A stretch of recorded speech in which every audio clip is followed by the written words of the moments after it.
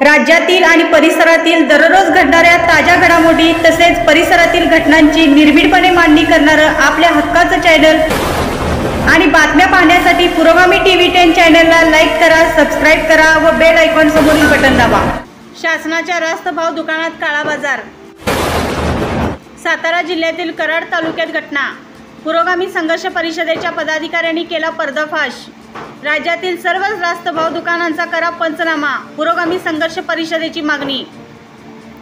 दिनांक 6 ऑक्टोबर 2025 रोजीच्या सातारा जिल्हा पुरवठा शाखेच्या पत्रानुसार तुळसण तालुका कराड येथील रास्त भाव दुकानदार अधिकराव रामचंद्र पाटील यांच्यावर धान्य वाटपात गंभीर आरोप केले असून या आरोपांची खातरजमा करण्यासाठी पुरोगामी संघर्ष परिषदेचे सातारा वरिष्ठ जिल्हाध्यक्ष माननीय शंकरराव चव्हाण व पश्चिम महाराष्ट्र कार्यकारिणीचे सदस्य अधिकराव चव्हाण थेट रास्त भाव दुकानात धाव घेतली आणि जागेवरच पंचनामा करायला सुरुवात केली। त्यावेळी त्यांना बेकायदेशीर वाटप न केलेली गव्हाची 12 पोती आढळल्याने गरिबाच्या तोंडचा घास काळ्या बाजाराने विकला जात असल्याचा पर्दाफाश करण्यात आला। याच वेळी पुरोगामी संघर्ष परिषदेने घेतलेल्या आक्रमक भूमिकेमुळे जुना दुकानदार धान्य वाटपात अफरातफर करत असल्याचे जिल्हा पुरवठा अधिकाऱ्यांच्या पत्रामध्ये स्पष्ट झाले। सदर दुकानदाराकडील 338 शिधापत्रिका धारकांचे जबाब नोंदवण्यात आले असून सदर लाभार्थ्यांना कमी जास्त प्रमाणात धान्य वाटप केले जात असल्याचे स्पष्ट झाले आहे। सदर दुकानदार अधिकराव पाटील यांनी 735 किलो गहू आणि 1164 किलो तांदूळ कमी वाटप केल्याचे पुरवठा अधिकाऱ्यांच्या पत्रात स्पष्ट झाले आहे। सदर दुकानदाराचा तपासणी पंचनामा पाहता गहू प्राप्त झाल्यानंतर तांदूळ प्राप्त होईपर्यंत वाट न पाहता लाभार्थ्यांना फक्त गहू वाटप करून तांदूळ वाटपापासून वंचित ठेवलेली गंभीर बाब निदर्शनास आली आहे। परिणामी जिल्हा पुरवठा अधिकारी यांनी जीवनावश्यक वस्तू कायदा 1955, महाराष्ट्र अनुसूचित विक्रीय वस्तू वितरणाचे विनियम आदेश 1975, शासन निर्णय क्रमांक 26 नुसार दिनांक 12/11/1991 परिषद 11 नुसार तरतुदीचा भंग केला असल्यामुळे सदर दुकानदाराचे प्राधिकारपत्र रद्द केले आहे। यानुसार प्रत्येक जिल्ह्यातील पुरवठा अधिकाऱ्यांनी जिल्ह्यातील रास्त दुकानाचा पंचनामा करण्याची मागणी पुरोगामी संघर्ष परिषदेने आक्रमक भूमिका करत केली आहे। सदरचे रास्त भाव दुकान वैभव संभाजी पाटील यांच्याकडे पुरवठा अधिकाऱ्यांनी दिले असल्यामुळे नागरिकांना तिन्ही ठिकाणी योग्य पद्धतीने धान्याचे वितरण केले जात असल्यामुळे लाभार्थ्यांच्यामध्ये समाधान व्यक्त केले जात असून शासन आणि प्रशासन लाभार्थ्यांना वंचित ठेवणाऱ्या दुकानदारांचा परवाना तातडीने रद्द करत नसेल तर पुरोगामी संघर्ष परिषद कायदा हातात घेणार असल्याची स्पष्ट भूमिका सातारा वरिष्ठ जिल्हाध्यक्ष शंकर चव्हाण व पश्चिम महाराष्ट्र कार्यकारिणी सदस्य अधिकराव चव्हाण यांनी घेतली आहे।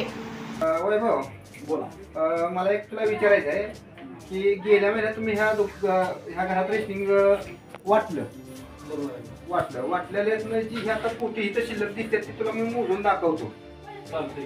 हां, 1 2 3 4 5 6 7 8 9 10 11 12 13 इथे एक 10 किलो आहे एका पोत्यात आणि एका पोत्यात एक 20 किलोचा अंदाज आता आहे। 100 गहू आहे। हां, तर ही रेशनिंग शिल्लक राहिले का कुठल्या याच्या कारण असं आहे की आपलं 13 ते 14 टन सगळा टोटल माल कुठला येतोय, विठ्ठलवाडी, पाचुकतेवाडी आणि तुळस त्याला काय तूट म्हणून असते का नाही की पोतींच्या मागे किंवा कमी जास्त असतं। त्यामुळे शासन काहीतरी 200-300 किलो म्हणजे 10 टनाच्या पाठीमाग वगैरे असं वाढवून देतं। त्यातून हा माल शिल्लक राहिला। गेल्या महिन्यात एकही माणूस वंचित राहिलेला नाही, त्याच्या हक्काचं धान्य त्याला घातले।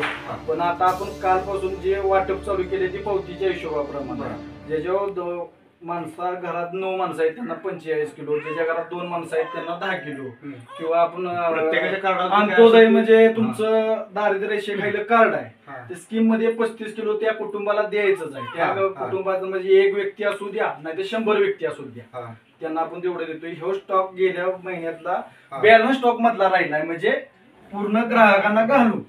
बरं, मला असं एक म्हणायचं आहे की बाबांनो ह्यो जे तुमच्याकडे स्टॉक राहिलाय तो ह्या वर्षातला चालू महिन्यातला का गेल्या वर्षातला आहे? गेल्या महिन्यातला आहे फक्त हा। गेल्या महिन्यातला स्टॉक ज्यावेळेस तुम्हाला ते रेशनिंग मिळालं की बाबा 3 गावाला वेगळं वाटायचं, आमच्याकडून काय झालं गेल्या महिन्यात इथं आपण 35 आणि 25 असं मिळून एक 60 पोती उतरली होती। हा 60 पोत्यातली ही शिल्लक राहिलेली इथं पोती आहेत हा. आणि इथं तेवढी रिकव्हरी नाही म्हणजे किती जास्त आपल्याकडून चुकून जास्त उतरली गेली 15 पोती 15 फूट. त्यामुळे एवढं स्टॉक राहिला बरोबर आहे. आज आपण नवीन काळात तुमचा ग्रामपंचायतीचा भाड्याने घेतलाय पलीकडच्या साईडला ग्रामपंचायतीच्या समोर आहे त्यात बरोबर 45 पोती आपण उतरली 10 पोती ज्वारीची उतरलेली 10 पोती गव्हाची उतरली आणि 25 पोती तांदळाची उतरली त्यातनं काही शॉर्टिंग राहिलं कमी जास्त झालं तर आपण हे माल ह्यातलं त्यात वापरू शकतो आपल्याला तो अधिकार आहे. मला एक म्हणायचंय तो अधिकार तुम्हाला असेल की आम्ही काय बघायला गेलो नाही किंवा काय पण ही पोती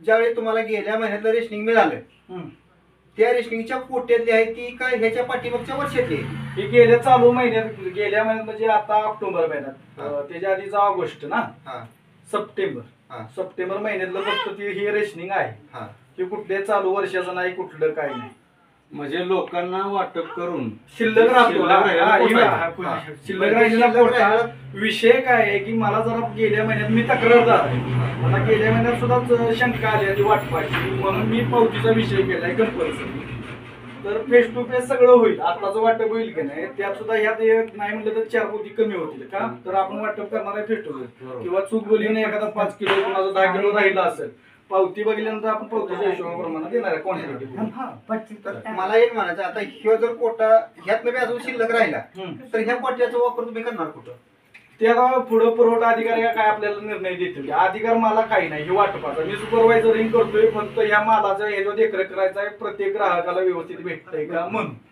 त्याच्या पलीकडे ह्या धान्याला हात लावण्याचा मला अधिकारही नाही. प्रत्येक गरजू लोकांना गेलं पाहिजे तिथून काय अधिकार निघल बाबा ही म्हणले ना गोरगरीब ज्याचं कार्ड चालू नाही आणि ते माणूस खरंच रोजगार करून खातो घरात एक कुटुंब आहे एखादी म्हातारी किंवा म्हातारा आहे त्या माणसाला आपण देऊ टाकू ज्याला खरंच गरज आहे त्याला ते मिळालंच पाहिजे. मला एकच म्हणायचंय आता जर समजा शासनाकडे एक महिनाभर कोटा तुमच्याकडे शिल्लक राहिलाय आणि ह्यो कोटा पुढच्या महिन्यात तुम्हाला पुढचा कोटा येणार आहे आता मुळात सांगायचं ह्यो कोटा तुमचा आता ह्यातनं वाटून आता ह्या महिन्याचं वाटून शिल्लक राहिलाय जो गरजू लोक आहे की बाबा त्यांचं रेशनिंग कार्ड चालू नाही ज्याचं बंद आहे ज्याचं पाकच बंद आहे आणि त्याला खरंच ह्याची गरज आहे बरोबर मिळते पण नाही मिळत ते जे रेशनिंग कार्ड आहे मिळते पण नाही मिळत अशाच रेशनिंग कार्ड आहे पण आता त्याला मिळत नाही. तुम्ही काय